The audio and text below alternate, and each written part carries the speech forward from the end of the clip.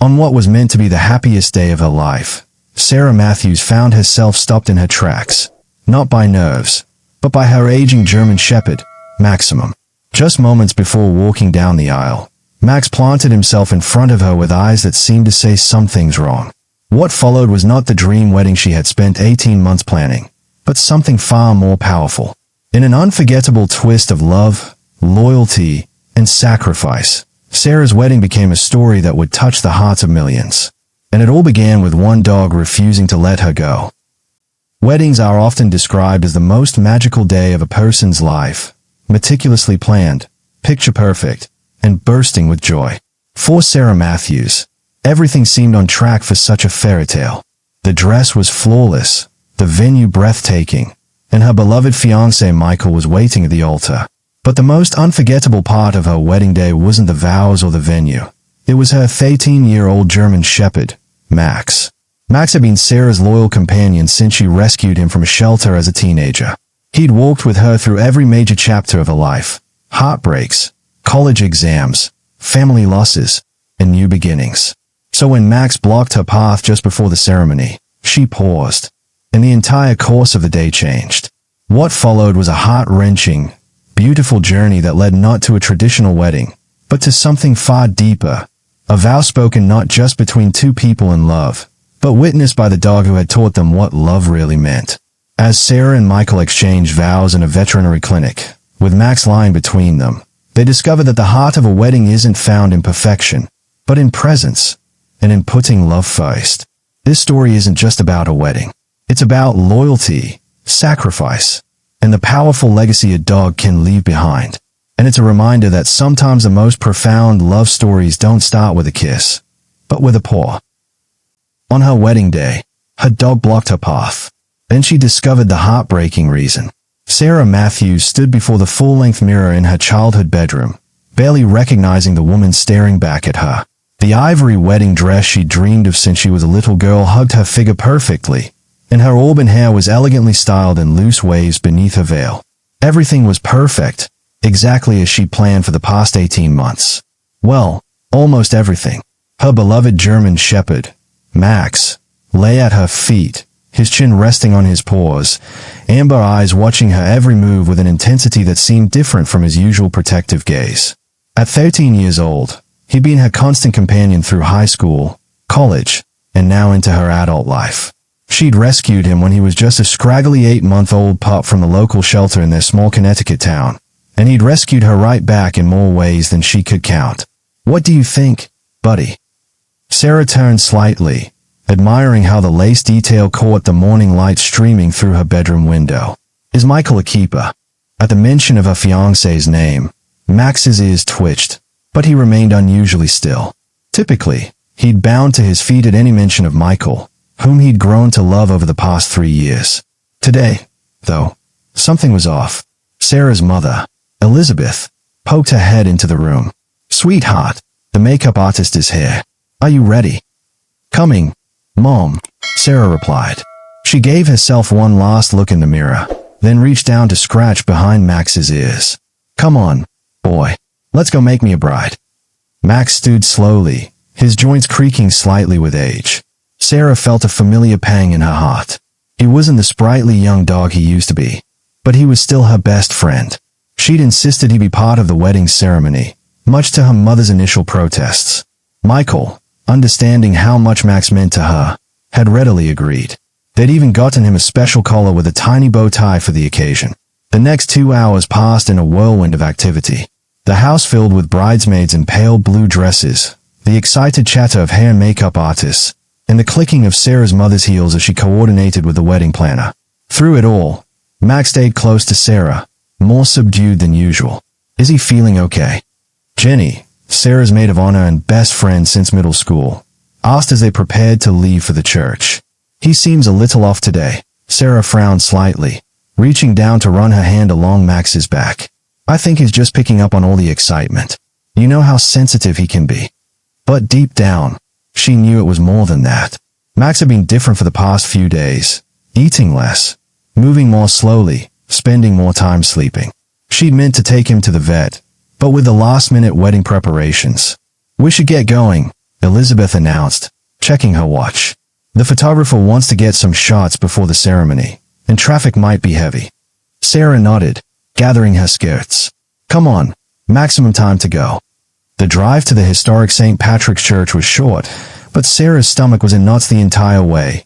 Not from wedding jitters, she had no doubts about Michael, but from worry about Maximum.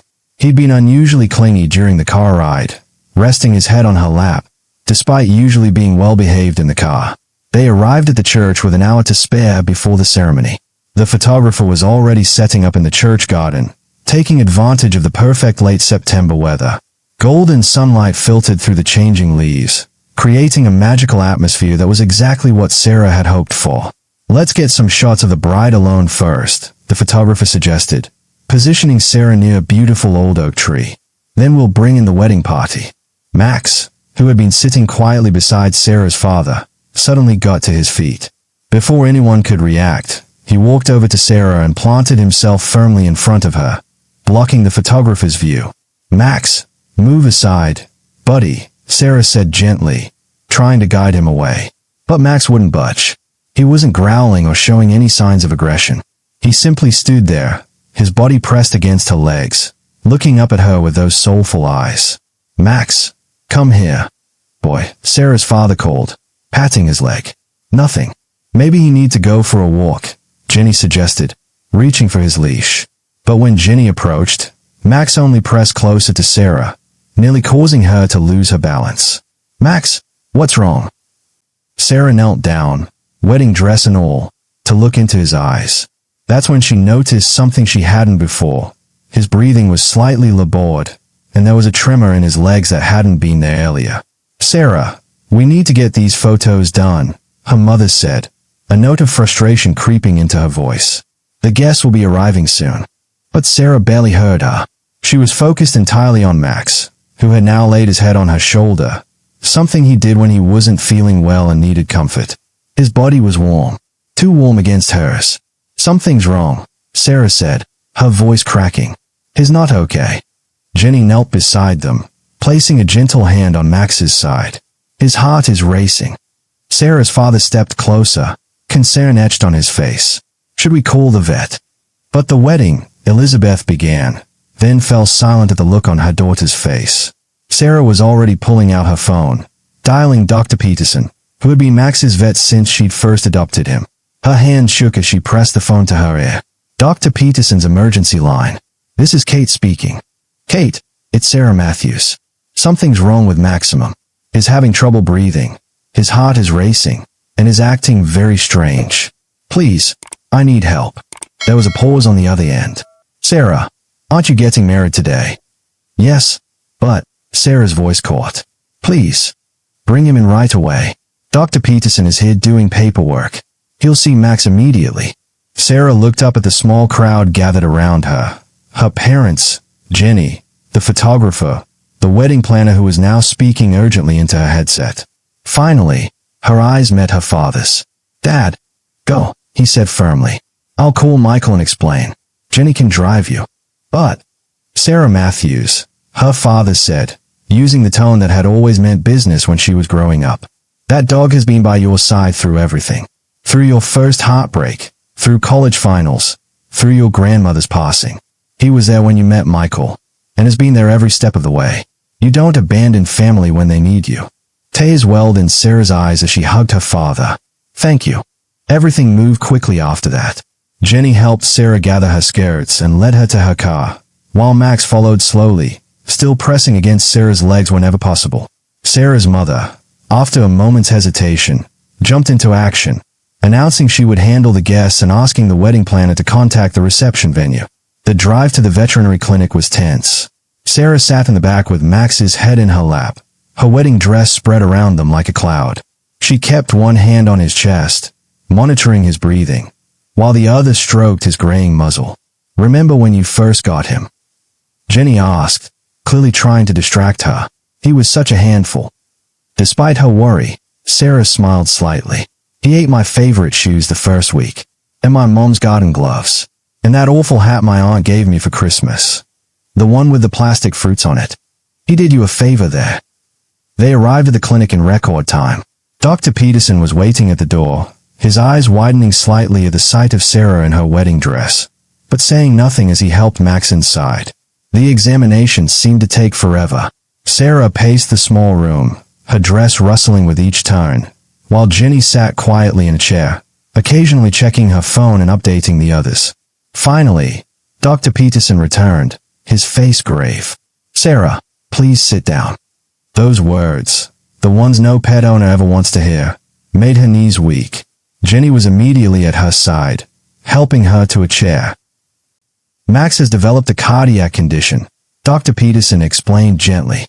"From the tests we've just run, it appears as in the early stages of heart failure. The stress and excitement of today likely exacerbated his symptoms." Sarah felt as though all the air had been sucked from the room, but he was fine just a few days ago. These conditions can progress rapidly, especially in older dogs. The fact that his 13, has already exceeded the average lifespan for his breed. He's been trying to tell you something was wrong. The only way he knew how. "By not leaving my side," Sarah whispered, understanding dawning. "By blocking me from walking away." Dr. Peterson nodded. "Dogs are incredibly intuitive. He knew he needed help, and you're the one he trusts most in the world. What can we do? We can start him on medication right away. It won't cure the condition, but it can help manage the symptoms and make him more comfortable." However, Dr. Peterson paused, choosing his words carefully. "Given his age and the severity of the condition, we're likely looking at months, rather than years." Sarah felt the tears she'd been holding back finally spill over. Jenny squeezed her hand tightly. "I need to stay with him," Sarah said firmly. "Sarah," Jenny began gently. "No, you don't understand. When I adopted Max, I made him a promise. I promised he would never be alone when he needed me. I promised to always be there for him, just like he's always been there for me." She looked down at her wedding dress, then back at Dr. Peterson. "Can you start the treatment now?" The next hour was a blur of activity. Dr. Peterson administered the first round of medication while explaining the treatment plan in detail. Sarah sat on the floor next to Max's bed, her wedding dress spread around her like a protective cocoon, listening intently and taking notes on her phone. Meanwhile, the outside world continued to spin. Jenny coordinated with Sarah's parents and Michael's family. The guests at the church were informed of a family emergency, and the reception was postponed. Then Sarah's phone buzzed with a text from Michael. "How is he?" She'd been so focused on Max that she hadn't even thought about how Michael would react to all this. With trembling fingers, she typed, "Not good. Heart failure. I'm so sorry about the wedding." 3 dots appeared immediately. Then, "Don't apologize. I'm on my way." 20 minutes later, the clinic door opened, and Michael walked in, still in his tuxedo, his best man Kevin right behind him. Sarah looked up from her place beside Max, makeup streaked with tears, hair falling out of its careful arrangement, wedding dress wrinkled beyond repair. "I'm so sorry," she began. But Michael was already crossing the room, kneeling beside her on the floor. "Hey," he said softly, wiping a tear from her cheek. "Remember what I said when I proposed? I said I wanted to marry you because you have the biggest heart of anyone I've ever met. Because you love deeply, and without reservation. How could I be angry at you for proving that?" Fresh tears spilled down Sarah's cheeks as she leaned into him. "But the wedding can wait," Michael said firmly. "All those people, the fancy venue, the perfectly planned timeline, none of that matters. What matters is that we're together. All of us." He reached out to scratch behind Max's ears, and the old dog's tail thumped weakly against the floor. "Actually," Kevin spoke up from where he stood with Jenny. "We might have an idea about that." Jenny nodded enthusiastically. "We've been making some calls. The minister said he'd be happy to come here. Your parents are on board. It wouldn't be the wedding you planned, but we could get married here." Sarah looked around the examination room, then down at Max, who was watching her with those same loving eyes that had won her heart 13 years ago. "Really? Only if you want to," Michael said. "We can also wait, reschedule everything." "No," Sarah interrupted, a watery smile spreading across her face. "This is perfect. Max has been there for every important moment in our relationship. He was there when we met at the park, there for our first date, there when you proposed. He should be here for this too." And so, 2 hours later, Sarah Matthews married Michael Anderson in the waiting room of Riverside Veterinary Clinic. Her dress was wrinkled, her makeup hastily repaired by Jenny, her hair falling in natural waves around her shoulders. Michael's tuxedo was slightly rumpled from sitting on the floor. Their parents, the minister, Jenny, and Kevin were the only guests. And Max, wearing his bow-tie collar and sporting a new four-port in his leg, lay contentedly at their feet as they exchanged their vows. Dr. Peterson and his staff watched from the doorway, discreetly wiping away tears, as the minister pronounced them husband and wife. When Michael kissed the bride, Max managed to lift his head and give a single quiet woof of approval, making everyone laugh through their tears. That evening, instead of dancing at their reception, Sarah and Michael sat on the floor of their apartment with Max between them, sharing takeout Chinese food while still in their wedding clothes. They took turns feeding him small bites of plain chicken that Dr. Peterson had approved. "You know," Michael said, watching as Max gently took a piece of chicken from Sarah's fingers, "when I first met you two at the park that day, I knew Max was part of the package deal. I just didn't realize he'd end up teaching me so much about love." Sarah looked at her new husband curiously. "What do you mean?" "Well, look at today. You had this perfect wedding planned, everything exactly the way you dreamed it. But the moment Max needed you, none of that mattered. You didn't even hesitate. That's real love. The kind that doesn't count the cost. That shows up no matter what. The kind I want our marriage to be built on."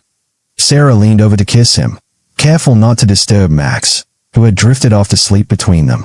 "When did you get so wise?" "I learned from the best." Michael smiled, nodding at Maximum has been showing us how to love unconditionally all along. The months that followed were both precious and difficult. Max had good days and bad days. The medications helped, but they couldn't stop the inevitable progression of his condition. Sarah and Michael adjusted their lives around his needs, taking turns staying home with him when he was too tired to be alone, celebrating the good days with short walks in the park where they'd first met, and comforting him through the harder ones. Through it all, Max maintained his gentle, loving spirit. He still greeted them at the door when they came home, even if he could only wag his tail instead of jumping up. He still insisted on sleeping next to their bed, still begged for treats with those soulful eyes, still showed his love in countless small ways. On a quiet evening in early spring, almost 6 months after the wedding, Max let them know it was time. He'd had a good day. He'd eaten well, enjoyed some sunshine in the backyard, and even played gently with his favorite toy. But as night fell, he became restless, moving from Sarah to Michael and back again, as if making sure they were both there. They called Dr. Peterson, who came to the house. In their living room, with Max's head cradled in Sarah's lap and Michael's strong hand stroking his back, they said goodbye to the faithful friend who had given them so much. "Thank you," Sarah whispered in Max's ear as he drifted peacefully away. "Thank you for everything. For being my protector, my friend. For leading me to Michael. For teaching us what love really means. And thank you for choosing me, all those years ago at the shelter." Later that night, as they looked through photos from their unconventional wedding day, Sarah paused on one that Jenny had captured without them noticing. In it, Sarah and Michael were exchanging their vows, but they weren't looking at each other or the minister. Instead, they were both looking down at Max, who was gazing up at them with pure love in his eyes. "He knew," Sarah said softly, tracing Max's image with her finger. "That day at the church, when he wouldn't let me walk down the aisle, he knew he was running out of time, and he wanted to make sure we understood what really mattered." Michael wrapped his arms around her. He succeeded. Our wedding day wasn't perfect in the traditional sense, but it was perfect for us. Because of Max, we started our marriage focused on what truly matters: love, commitment, and being there for each other, no matter what. A year later, Sarah and Michael stood in front of the Riverside Animal Shelter, the same shelter where Sarah had found Max 13 years earlier. They'd spent months grieving Max's loss, but now they felt ready to open their hearts again. "Are you sure about this?" Michael asked gently, squeezing Sarah's hand. Sarah nodded, touching the locket around her neck that contained a small photo of Maximum. "He taught us so much about love. The best way to honor his memory is to share that love with another dog who needs a home." Inside, they were greeted by the familiar sounds and smells of a shelter. As they walked past the kennels, Sarah couldn't help but remember the day she'd first seen Max, a skinny, scared German Shepherd puppy who had stolen her heart with one look from those soulful eyes. At the end of one row, they stopped at the last kennel. A senior golden retriever lay on a worn blanket, gray around the muzzle, watching them with gentle brown eyes. The name card read, Duke, age 10. Most people want puppies or young dogs, the shelter worker explained, noticing their interest. Duke's been here for 3 months. His family had to surrender him when they moved into a nursing facility. As sweet as can be, but his age puts people off. Sarah knelt down by the kennel door. Duke lifted his head, then slowly got to his feet and walked over to her. Through the gate, he pressed his nose against her hand. He has arthritis in his back legs, the worker continued. He'll need medication, and probably won't be up for long walks. But he's perfect, Sarah interrupted, looking up at Michael with tears in her eyes. Michael nodded, understanding completely. That evening, Duke settled into their home as if he'd always been there. He found Max's old bed by the fireplace and made it his own, though they had bought him a new one. Perhaps he sensed that this had been another dog's special place and felt honored to carry on the tradition. As Sarah and Michael cuddled on the couch, watching Duke sleep peacefully in Max's old spot, Sarah said, "You know, some people thought we were crazy to adopt a senior dog, knowing we'll have less time with him." Michael smiled, pulling her closer. "But we know better, don't we? Max taught us that it's not about the quantity of time, it's about the quality of love. And thanks to him, we learned that sometimes the most beautiful love stories don't follow the perfect plan." Sarah rested her head on his shoulder, watching as Duke dreamed, his paws twitching slightly. Max's last gift to us wasn't just showing us what mattered on our wedding day. It was teaching us that love is worth any sacrifice, any pain. That's why we can open our hearts to Duke now, even knowing we'll have to say goodbye sooner than we'd like. And look what he's already giving us in return. Michael nodded toward Duke, who had woken up and was gazing at them with pure contentment. He's helping us honor Max's memory by continuing the cycle of love. That night, as they got ready for bed, Duke followed them upstairs and settled into the same spot where Max used to sleep, right next to Sarah's side of the bed. As she drifted off to sleep, Sarah could have sworn she felt 2 dogs watching over her, one a presence she could touch, and one a beloved memory that would live in her heart forever. Years later, Sarah and Michael would tell their children the story of their wedding day, not as a tale of plans gone wrong, but as a beautiful lesson about love, loyalty, and what truly matters in life. They would show them the photos of that day at the vet clinic, point out the old German Shepherd with the bow tie collar who had changed their lives forever, and explain how sometimes the most precious moments come wrapped in unexpected packages. And through it all, they kept their promise, to live the kind of love Max had taught them. Unconditional, unwavering, always ready to put what matters most ahead of any perfect plans. In their living room, next to their wedding photo, they hung a simple plaque that read, "Sometimes love means changing your perfect plans. For perfection lies not in the path we intended to take, but in the hearts that guide us home." Below it, Max's collar, with its tiny bow tie, hung alongside Duke's. Symbols of the capacity of the heart to love, to learn, and to grow, even through loss and change. And on each anniversary, instead of celebrating with fancy dinners or elaborate parties, Sarah and Michael would visit the animal shelter, bringing donations and spending time with the older dogs who, like Duke, were still waiting for someone to see past their gray muzzles to the love they had to give. Because that was Max's greatest legacy, teaching them that love, in all its forms, was worth embracing, worth sacrificing for, and most of all, worth sharing. No matter what unexpected forms it might take, or how much time you might have together. If this story touched your heart, share it with someone who believes in the power of love, not just the romantic kind, but the unconditional kind. Donate to your local shelter, adopt an older dog, or simply spend a little more time with your furry friend today. Because sometimes, love looks like a wagging tail and a heart that never gives up on you.